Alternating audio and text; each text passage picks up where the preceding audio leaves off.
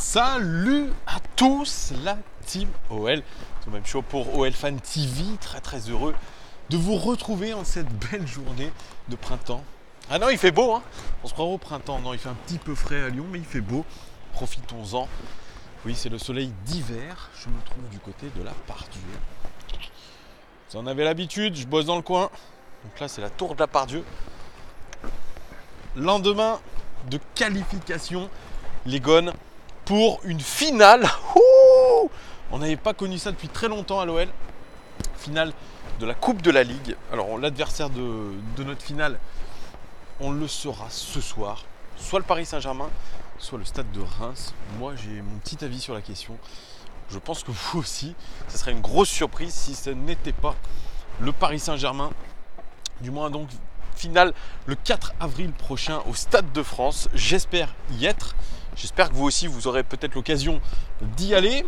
Je tiens aussi, en ce début de vidéo, à saluer Christian, qui m'a reconnu, avec qui j'ai parlé, qui était très sympathique hier, dans les loges. Oui, vous le savez, je suis un anti, hein. Ne me dites pas, grâce à vos pubs, toutes les pubs sur lesquelles vous cliquez, je mène une vie de pacha. Non, c'est une blague.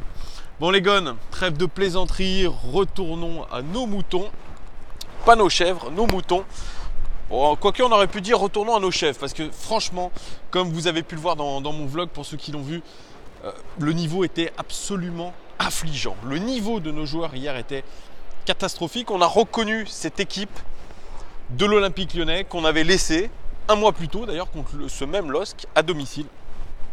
Niveau technique déplorable, niveau tactique déplorable, choix technique approximatif, prise de décision très mauvaise.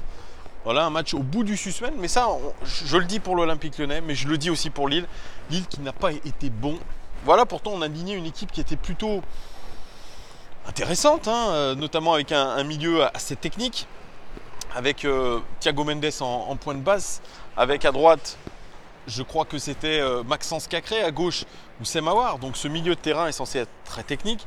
Une attaque plutôt basée sur la vitesse, avec Dembélé en pointe, Cornet d'un côté et Traoré de l'autre. Puis en défense centrale, comme je vous l'ai dit hier, le retour de Marcelo par rapport à Andersen qui était loin de son niveau et loin de son niveau de constance même depuis qu'il est chez nous.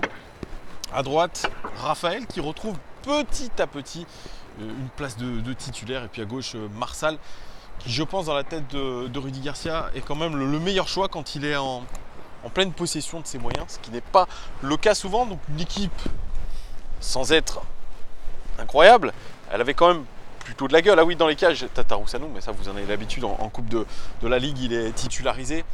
Alors on s'attendait aussi peut-être à avoir Ryan Cherki, mais selon les dires de Rudy Garcia, il faut le gérer avec précaution. Et c'est ce qui est fait, je pense, par le staff de l'OL. Ils ne veulent pas le griller, ils ne veulent surtout pas qu'il se blesse, parce que ça gâcherait cette progression. Donc il est lancé un petit peu voilà, de façon sporadique. Peut-être qu'il sera titulaire d'ailleurs contre Toulouse ce week-end, c'est possible ça, vous voyez. Faire peut-être un match sur deux. Il n'est même pas rentré hier. Voilà, donc une équipe qui avait plutôt de la gueule, et pourtant sur le terrain, ça a été le festival de Kata. Vraiment, on s'est fait chier. Franchement, on s'est fait chier. Je ne vais pas vous faire un commentaire. Il y a eu des buts. On a fini quand même à 2 partout. Mais franchement, ça a été très limité. Le premier but de Lille, il est marqué parce que déjà, il y a une grosse erreur de défense. Nos joueurs dormaient, ne sortent pas sur Renato Sanchez. Lui profite du fait que notre gardien soit un peu avancé et manque un petit peu sa sortie. Pour marquer. Donc déjà ce premier but il est marqué d'une manière peu académique, en tout cas dans la manière de défendre. Après on égalise grâce à Cornet qui pousse le ballon, vous savez, hop, il fait un tout droit, il pousse le ballon, il centre un petit peu à l'aveugle et puis il touche la main de Gabriel. Tant mieux pour nous, penalty transformé par Dembélé. Et puis ce coup de génie de la part de Oussem Aouar qui a pas été non plus extraordinaire, mais j'en reparlerai après. Coup de génie, c'est enroulé du droit qui me rappelle un petit peu ce but contre Leipzig.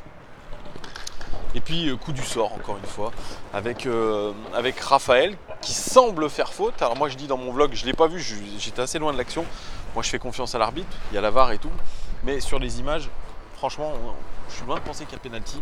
Bref voilà, Et puis après une séance de penalty très bien maîtrisée par nos Lyonnais, notamment par Tata, qui nous permet de nous qualifier. Alors cette petite analyse individuelle que je vais vous faire et la notation, ça sera sans statistiques. Je n'ai pas les statistiques pour les coupes. Il y en a certains qui sont ravis de ça. Moi, ça vous empêchera d'écouter des expected goals, etc. Moi, je préfère quand même avec les statistiques. C'est ce que je disais hier avec Christian. Je trouve que ça donne quand même peut-être un élément de plus quand même pour commenter la performance de nos joueurs. Mais c'est pas grave, on va faire sans. Alors, je commence avec Tatarou Sanou. Tatarou Sanou, il fait un match globalement très moyen jusqu'au penalty. Comme je vous ai dit, sur la frappe de Renato Sanchez, il est mal placé, il est un peu trop sorti de sa cage. Il manque de rapidité pour aller au sol, mais bon, vous savez, il est très grand, donc pour aller au sol, c'est un peu compliqué. Ça fait partie pourtant de ses points forts, aller au sol assez rapidement malgré sa taille. Voilà, il s'est fait avoir. Dans les relances, c'était très approximatif dans ses choix, dans ses prises de décision, notamment ses relances dans l'axe. Elles étaient un petit peu téléphonées, elles auraient pu nous mettre en difficulté si Denayer n'avait pas été vigilant. Donc je l'ai senti pas serein dans son jeu, surtout après le premier but. Mais voilà, il sauve magnifiquement son match avec ce pénalty arrêté sur Jonathan Bamba. Voilà, c'est lui qui nous permet de nous qualifier aussi. Donc une prestation globale mi-figue, mi-raisin. Je le note à 6 sur 10. Tatarou Sanou. Marcelo qui revient dans l'équipe. Moi, je ne l'ai pas trouvé incroyable, Marcelo, hier. Je l'ai notamment dans la relance. Très approximatif, pas très serein, notamment au duel. Il a un petit peu eu du mal face à Osimhen. Lui non plus n'a pas été tranchant, Osimhen. Mais voilà, il a été un petit peu bousculé, Marcelo. Je n'ai pas vu le Marcelo que j'avais vu contre Bordeaux, le Marcelo dominant, plutôt. Donc à Marcelo, voilà, lui aussi un petit peu dans l'inconstance. Mais bon, est-ce qu'on peut lui reprocher Rudy Garcia fait tourner pas mal son équipe, il fait tourner pas mal sa défense centrale. Il n'y a pas vraiment une défense centrale type. Voilà, donc je le note à 6 sur 10, lui aussi. Allez, 5 sur 10 même, allez, la moyenne. Denayer, lui, c'est vraiment le seul joueur défensif, en tout cas, qui est le plus rassurant, le plus constant. Je le dis, je le répète souvent, je ne sais pas s'il a progressé, mais en tout cas, il est extrêmement constant dans ses performances. Et ça le mérite aujourd'hui d'être souligné, cette constance qu'il a. Alors qu'à la base, quand on l'a recruté, j'avais des doutes sur la capacité de ce joueur déjà de ne pas se blesser, surtout à s'installer dans un club d'une manière durable, ce qu'il n'avait pas fait vraiment par le passé, que ce soit à City, que ce soit dans son autre club anglais, que ce soit à Galatasaray. Vous voyez, c'était Sunderland, je crois. Sunderland. Donc là, franchement, ça reste le patron de cette défense, très serein, même si de temps en temps, bien sûr, il était pris à défaut, mais il est obligé, lui, d'être vigilant pour 4 limite. Déjà au moins pour 2 quand il est avec un partenaire, que ce soit Marcelo ou Andersen. C'est pour ça il est intéressant à la relance. Il prend des risques, lui, par rapport à ses autres coéquipiers. Il n'hésite pas à fixer son adversaire direct quand il le peut. Moi, je trouve vraiment ce joueur-là très intéressant. Je ne sais pas s'il va rester longtemps chez nous, puisque effectivement, il va redevenir bankable à l'OL. En tout cas, ça peut aussi être quelqu'un qui reste sur la durée, qui peut stabiliser cette défense. C'est l'élément défensif qui nous manquait depuis ces dernières années. Si on pouvait trouver un autre joueur capable d'être aussi performant que lui sur la durée, eh bien ça pourrait être tout bénef pour nous. En tout cas, là, on est obligé de tourner sur cette défense centrale. Je lui mets la note de 6,5 sur 10. Voilà, un peu plus que Tatarou Sanou. Allez, je vais même mettre 7. Allez, je suis gentil, vous savez, je suis chauvin. 7 sur 10 pour Denayer. Je passe à Raphaël. Alors, il a fait quelques bons matchs contre Bordeaux, notamment, mais depuis qu'il est revenu de blessure, qu'il revient dans le 11, je ne le trouve pas convaincant. Plus que ça, c'est un joueur pourtant qui a une expérience d'un très grand club, Manchester United, mais c'est poussif, notamment sur ses choix techniques. Alors bien sûr, il a une grosse débauche d'énergie, on sent qu'il a envie de bien faire, il a envie de faire des choses bien, mais de temps en temps, je crois qu'il ne réfléchit pas trop à la manière dont il fait ses passes, à la manière dont il va essayer d'utiliser le ballon à sa décharge. C'est vrai que sur ce match-là, pas beaucoup de ses coéquipiers proposaient des choses. Et on est resté dans ce schéma un petit peu stéréotypé du jeu en U. Nos centraux qui passent par les latéraux et les latéraux qui jouent carrément devant eux sur leur côté. Voilà. Au lieu de jouer peut-être des passes intérieures. Alors certes, il faut que les 3 joueurs du milieu de terrain, et notamment celui qui est le plus proche de Raphaël ou de Marsal, eh bien, puisse proposer une passe à l'intérieur du jeu. Ce qui n'a pas été franchement le cas. Peut-être avec Thiago Mendes un peu plus. Mais voilà, un Raphaël, toujours sur le même rythme. Un joueur un petit peu, on sent il frétille avec ses pieds, mais il n'y a rien qui sort. Je ne crois pas avoir vu un beau centre de Raphaël. Des interventions défensives limite. C'est vrai qu'il a provoqué le penalty. Je pense qu'il n'y avait pas penalty. Voilà, il ne faut pas lui mettre tout sur la tête non plus. Mais un Raphaël que j'ai pas trouvé encore. Excellent. Dommage. Mais si on veut bien faire, il faudrait retrouver quand même un latéral droit de qualité. Pas se baser uniquement sur Raphaël. Léo Dubois qui risque de revenir. Et puis Kenny Ted qui lui donne satisfaction un match sur 3. Voilà. Ça serait aussi à voir aussi, dans peut-être les priorités du club ou non. Je ne sais pas. Raphaël, pour moi, ce n'est pas la moyenne, c'est 4. Marsal, c'est un petit peu le même constat. À gauche, alors il y a de la débauche d'énergie, il y a des bonnes interventions défensives par moment, mais trop bouillon offensivement. Ouais, c'est un petit peu la même chose que Raphaël. C'est un latéral pourtant qui essaye d'être sérieux, qui essaye de faire des bonnes choses, de mettre de l'impact, mais pas assez tranchant. Voilà, pas assez tranchant. C'est vrai que quand vous regardez une équipe comme Liverpool, alors je prends vraiment le haut du panier. Vous avez Robertson et Trent Alexander-Arnold sur les côtés, et vous vous retrouvez avec Marsal et Raphaël. C'est de la vraie bouillie, c'est de la vraie bouillie ce qu'on a. Voilà, pour moi Marsal c'est la même chose que Raphaël, c'est 4 sur 10. Milieu de terrain, on passe pas à Thiago Mendes. Eh bien je l'ai trouvé plutôt intéressant dans ce qu'il a fait, dans ses choix, même si sa vitesse d'exécution est très lente. À Thiago Mendes, très lent dans ce qu'il fait, mais il a une qualité, c'est qu'il joue bien dans les petits espaces. Et il est intéressant là-dedans. On sent qu'il a une qualité de passe longue, intéressante aussi, mais c'est pareil, c'est un petit peu trop nonchalant. Alors j'ai l'impression que c'est sa vitesse, son style de jeu, c'est ça, c'est de la nonchalance, ce qui est dommage. Ce qui est dommage aussi, il n'arrive pas vraiment à se bouger.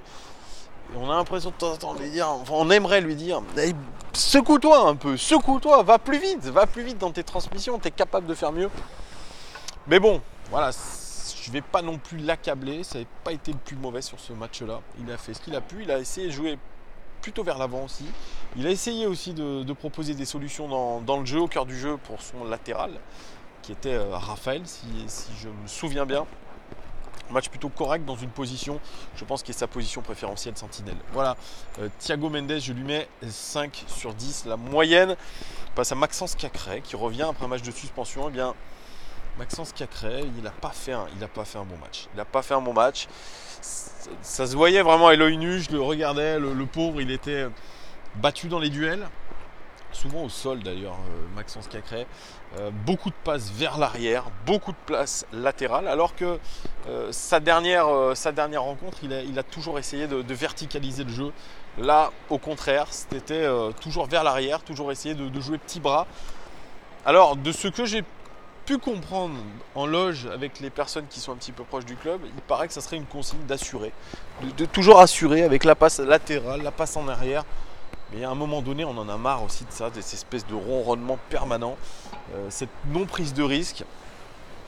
On joue petit bras et c'est vrai que c'est ce qui était d'ailleurs un petit peu nouveau avec Maxence Cacré, qui était un peu plus frais. Il apportait cette fraîcheur de jouer vers l'avant et jouer assez juste.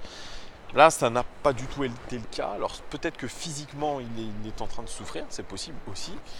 Maxence Cacré, on ne saura pas, je ne suis pas à l'intérieur du groupe, mais en tout cas, Rudy Garcia l'a sorti assez rapidement dans le match, à la 60e, remplacé par Lucas Touzard, qui d'ailleurs, si je dois faire un petit commentaire sur Lucas Touzard, a été plutôt intéressant dans ce qu'il a fait.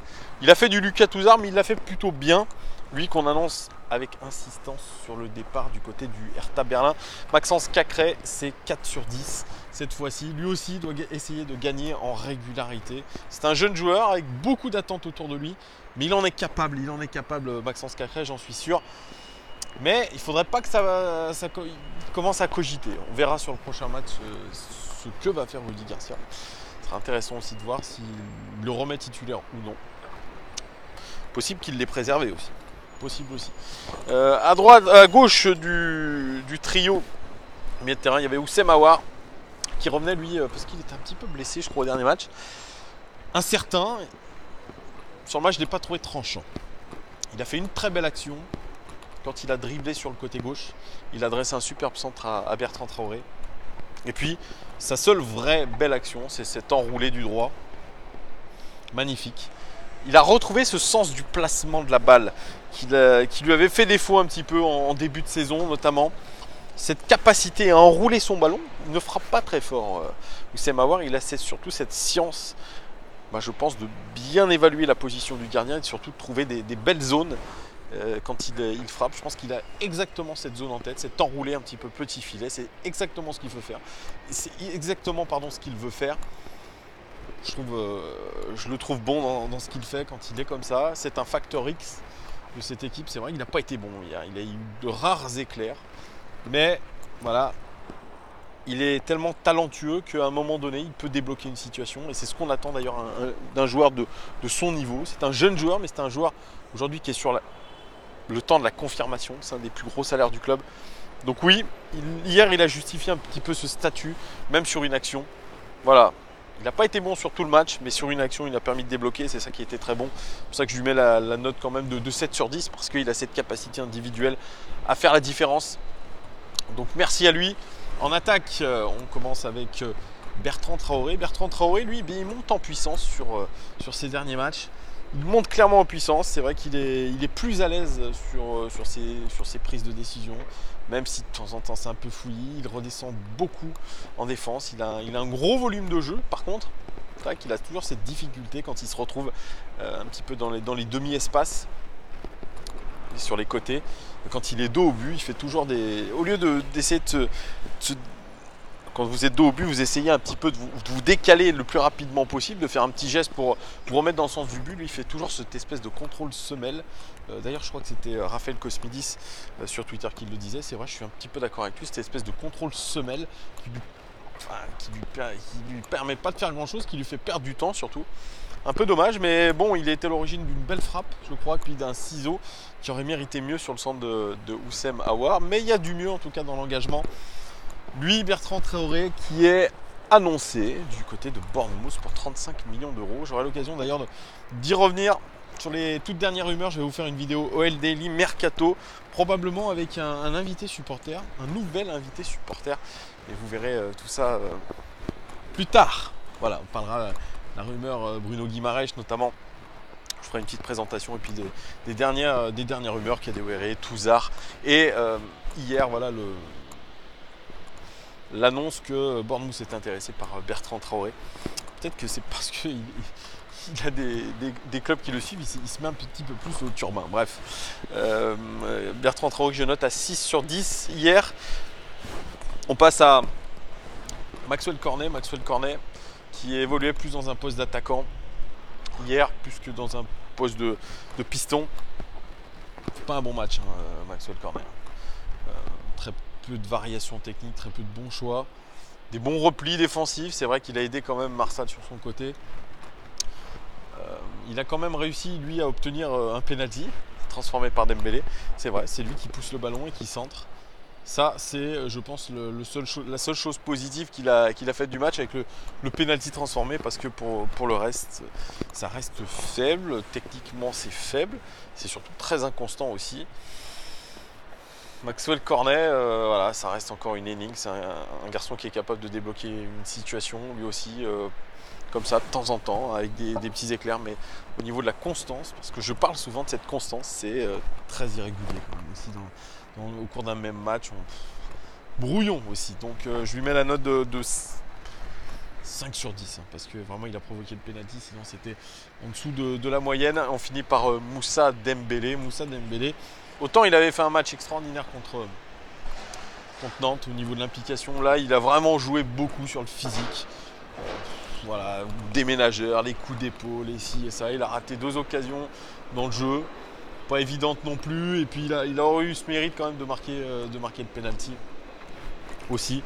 Mais un Moussa Dembélé nettement moins en vue que ses dernières prestations, ce qui est un petit peu dommage. Lui qui est courtisé, on le sait, par de nombreux clubs anglais. Lui, il a assuré qu'il ne partirait pas cet hiver, mais on est sûr de rien dans le football. C'est une question d'argent surtout. Voilà, Moussa Dembélé, peut-être lui aussi il accuse un petit peu le coup, lui qui a débuté je crois tous les matchs depuis début 2020. Donc ça fait beaucoup aussi. Je lui mets la note de 5 sur 10 à Moussa Dembélé. 20 minutes que je vous parle, j'espère ne pas être trop long. Les Gones, en tout cas c'est une bonne chose. Et au niveau de Rudy Garcia, c'est vrai qu'il y a une réelle progression, peut-être pas dans le jeu, peut-être pas dans cette constance, je répète ce mot-clé, constance, dans cette régularité dans le jeu, peut-être même, moi je trouve qu'il n'y a pas vraiment de style de jeu, il n'y a pas de cohérence vraiment dans ce qu'on veut faire. Je ne sais pas où veut en venir Rudy Garcia, mais en tout cas, il a porté cette patte mentale, peut-être avec Paolo Rongoni, peut-être, voilà, peut-être avec son adjoint aussi. Ils ont réussi quand même à transmettre une force mentale à nos joueurs parce que ce genre de match qu'on a joué hier, c'est purge. À un moment donné, on aurait pu les perdre. Cette séance de penalty, voilà, quand on a vu les joueurs vraiment se parler, rester soudés, s'encourager, eh bien on a senti vraiment que Rudy Garcia y était pour beaucoup. C'est vrai qu'ils n'ont pas raté de penalty. C'est passé limite pour Martin Terrier, mais voilà. Quand vous n'avez pas fait de séance de penalty depuis X temps et que vous avez une place en finale, même la Coupe de la Ligue, eh bien, ça, il faut le souligner. Rudy Garcia a su un petit peu redonner confiance sur le plan mental. Peut-être pas au niveau du jeu, mais nos Lyonnais sont plus forts. Ils sont capables, bon, ils prennent des buts, ils prennent des coups, mais ils sont capables de réagir. Voilà, ils sont capables de réagir, de ne pas tomber trop bas. Ça, c'est la patte Rudy Garcia, c'est la patte Paolo Rongoni. Donc là, il y a du mieux. Il y a du mieux. Voilà, je ne sais pas ce que vous en pensez, vous me direz vous en commentaire si vous êtes d'accord avec moi là-dessus. En tout cas, place en finale, les Gones. C'est la Coupe de la Ligue, c'est pas la Champions League, mais en tout cas, ça nous permet aussi en tant que supporters d'aller à Paris, au Stade de France, de profiter un petit peu du folklore d'une finale, de partir à la capitale, comme on disait par le passé. Voilà les Gones, dites-moi vous en commentaire ce que vous avez pensé de ce match. Est-ce que vous êtes d'accord avec moi, purge, pas purge? Donnez-moi vos commentaires aussi sur les joueurs. Est-ce que vous êtes d'accord avec moi au niveau des notes? Est-ce que vous êtes d'accord avec moi au niveau de mon appréciation de Rudy Garcia? Dites-moi tout en commentaire les Gones. Merci en tout cas de me suivre de plus en plus nombreux.